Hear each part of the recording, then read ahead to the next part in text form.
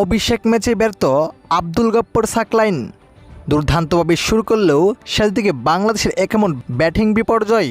দর্শক, অস্ট্রেলিয়ার বিপক্ষে প্রথম টি-20 ম্যাচে আজ মাঠে নেমেছে বাংলাদেশ, যেখানে শুরুতে ব্যাট করতে নেমে দুর্দান্তভাবে শুরু করেছিলেন বাংলাদেশের দুই ওপেনার সাইফ হাসান ও তানজিদ হাসান তামিম, কিন্তু দুজনে মিলে বড় কোনো পার্টনারশিপ করতে পারেন নাই।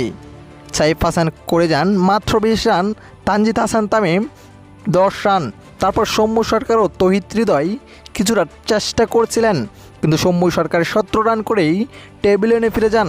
অধিনায়ক তৌহিদ হৃদয় ব্যর্থ, মাত্র 8 রান করেই টেবিলে ফিরে যান। তারপর একমাত্র ব্যাটার হিসেবেই মাঠে ছিলেন পারভেজ হোসেন ইমন, কিন্তু তিনিও ব্যর্থ, 12 বলে 10 রান করে টেবিলে ফিরে যান। তারপর পুরো দলের দায়িত্ব পড়ে যায় আব্দুল গফফর সাকলাইনের ওপর, কিন্তু আব্দুল গফফর সাকলাইনও ব্যর্থ, আউট হয়ে টেবিলে ফিরে যান। এরপর রিশাদ হোসেনও কিছু করতে পারেন নাই, একের পর এক উইকেট হারিয়ে ফেলেন বাংলাদেশ।